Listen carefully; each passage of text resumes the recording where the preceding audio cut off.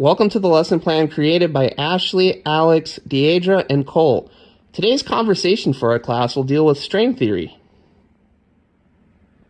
In the 1940s, 50s, and 60s, the classical strain theories were introduced by Robert K. Merton, Albert Cohen, and Cloward and Olin.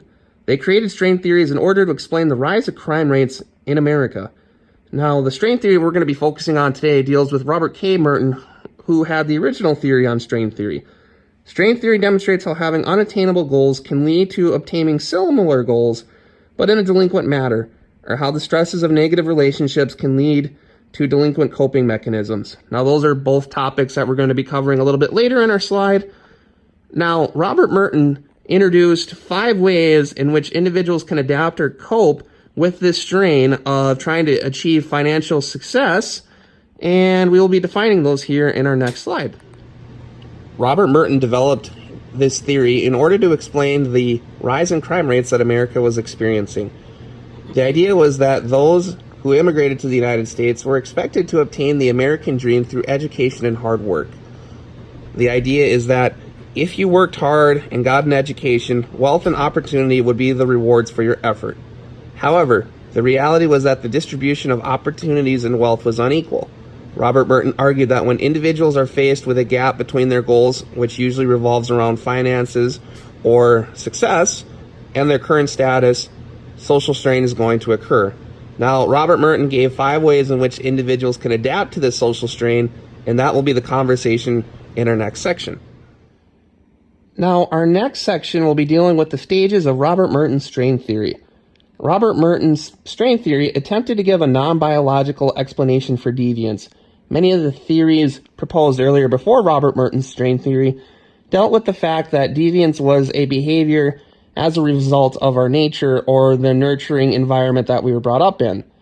And Robert Merton wanted to give an explanation that dealt with one's financial background or societal goals as a possible cause of deviance. Now, Robert Merton argued that people can be placed into categories based upon 2 different elements. The first element is whether or not an individual is pursuing culturally accepted goals. So, for example, whether somebody is achieving the goal of trying to earn a lot of money or become very successful. The second element is whether or not individuals are pursuing culturally accepted goals in appropriate ways. So we will be talking about that topic here in a little bit. Now, it's important to note that these are influenced heavily by cultures, and that individuals in one culture committing an action might not be deviant, whereas in another culture, the action would be considered deviant. So the first stage that we're going to be talking about with Robert Merton's strain theory is the conformity stage. Now, individuals who fall into the conformity stage are both pursuing cultural goals. So in the United States, those would be money and success, and they're doing so in a culturally approved way. Now, Robert Merton states that most individuals fall into this stage. If most individuals didn't fall into this stage, society would be chaos and it would not be a place that would be fun to live in. Now, what I would like each individual member of the classroom to do is to write down on their notebook a list of 3 people who you think would fall into this stage. After everybody has written down 3 people, we will share our thoughts with the class and have a discussion about whether these individuals fall into the conformity stage or not. The second stage of Robert Merton's strain theory is the innovation stage. Individuals who pursue culturally accepted goals, such as money and success, but do so in culturally unacceptable ways, fall in the innovation stage. Now, a great example of this would be Richard Kuklinski. Richard Kuklinski is a great example because he was someone who was an uneducated member of the mafia. He actually dropped out of middle school, and his only way to really support his family with a high income was to become a hitman for the mafia. Now, the video that I've included below is just a series that deals with Richard Kuklinski. I won't show it to you guys just due to the time constraints of our presentation, but if you'd like to take a look at it, it really does a great job of helping to explain Richard Kuklinski.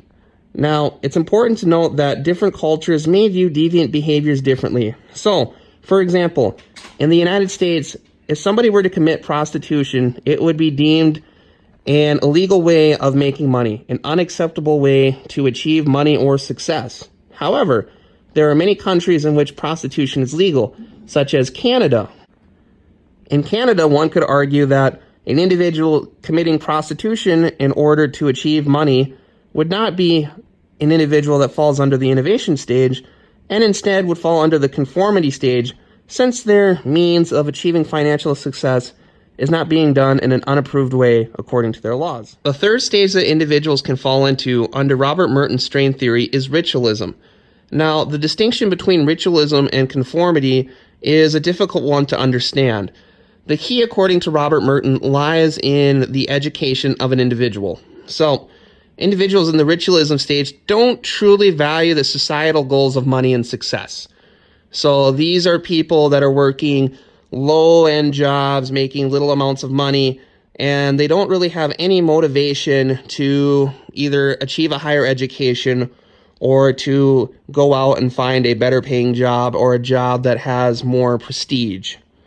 Now, great examples of this would be uneducated blue-collar workers, and this is because they don't have the education necessary in order to make a lot of money or to have prestige with their job, which are both really important goals in American society.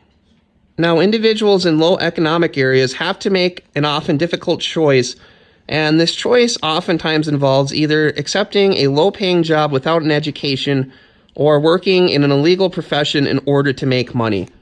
Now, we will call this the innovation versus ritualism decision, because these are the choices that oftentimes are made by people in low-income areas with the inability to achieve higher education. Now what I would like you to do is to turn around to your partner and discuss the following scenario. If you were uneducated and have no access to an education, would you rather work at a low-income job or work illegally to make more money? Afterwards, we will have a classroom discussion about what you guys think. The fourth stage of Robert Merton's strain theory is retreatism. According to Robert Merton, this is the least common stage that individuals will fall into. Individuals in this stage reject societal goals such as money and success and the culturally improved ways of achieving those goals. So what I would like you guys to do is to get into groups of 2 to 3 people and see if you can think of examples of individuals that may fall into this group.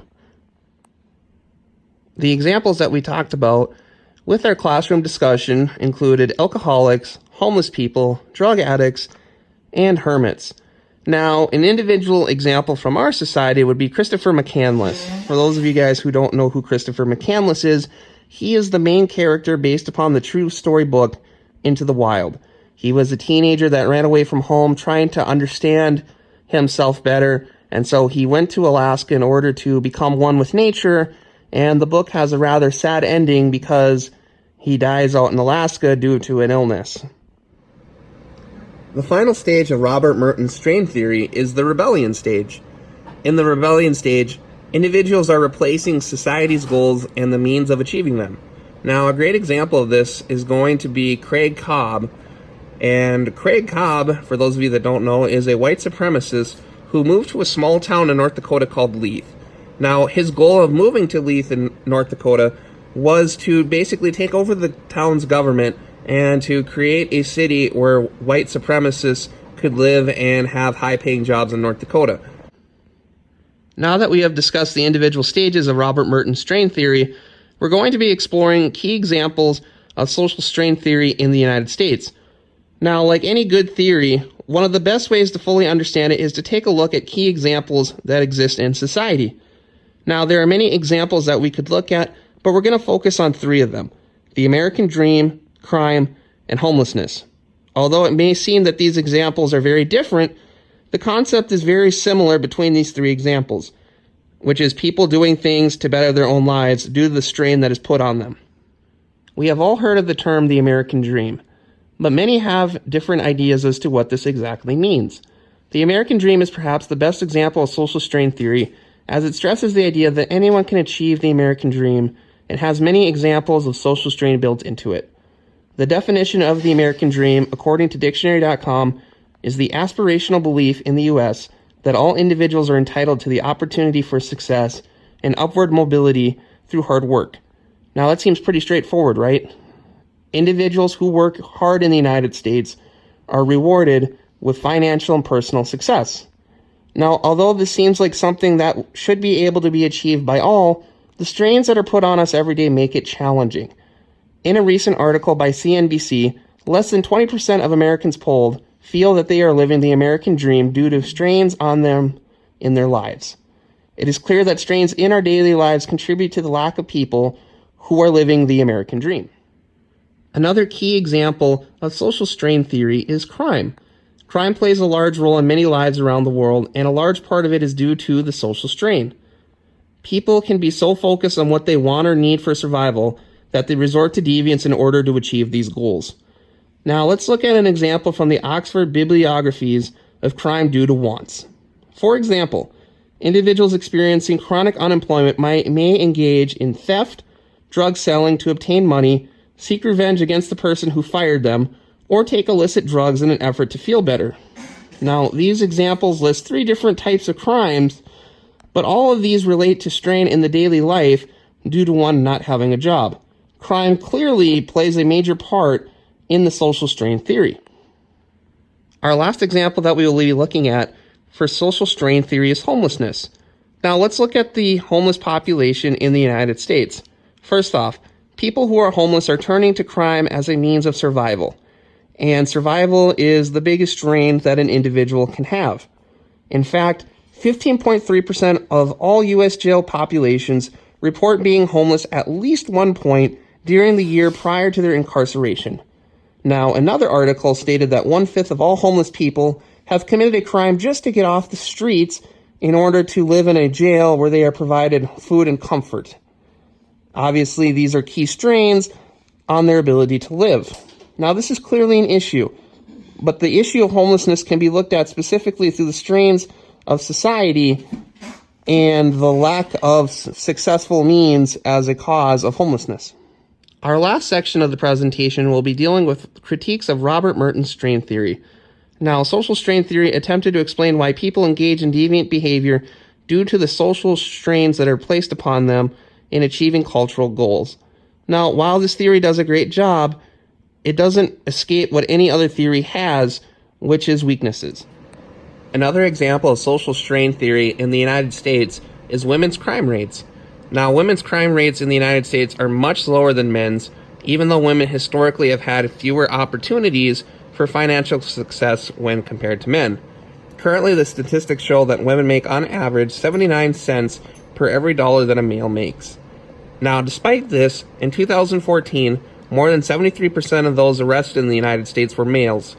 Men accounted for 80.4% of persons arrested for violent crimes and 62.9% of those arrested for property crimes.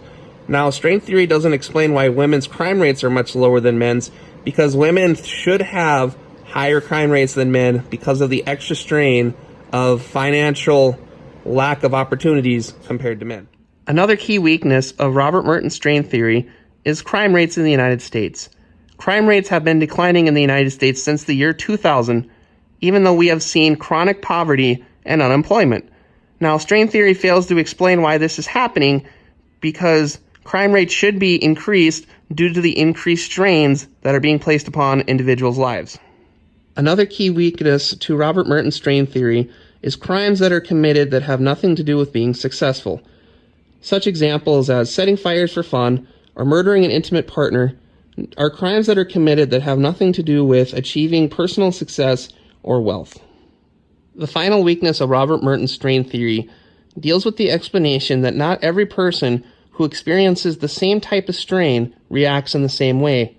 Some individuals who face severe economic poverty find ways to overcome and become very successful, while others resort to illegal means in order to achieve cultural goals. To conclude our presentation, anyone can achieve the American dream. We can accumulate wealth and become economically successful by legitimate means, right? Well, this is what we are socialized to believe. While the American dream is attainable by all, we all don't have access to the same means to achieve this success. Robert Merton's strain theory gave us a better look at how people respond when they don't have the means to achieve the cultural goal of economic success. This theory opened the door for viewing deviance by looking at the social structure of a society and not just the individual when it comes to deviance. And here is our source page for our project on social strain theory. We'd like to thank everybody for taking the opportunity to listen to our presentation on social strain theory.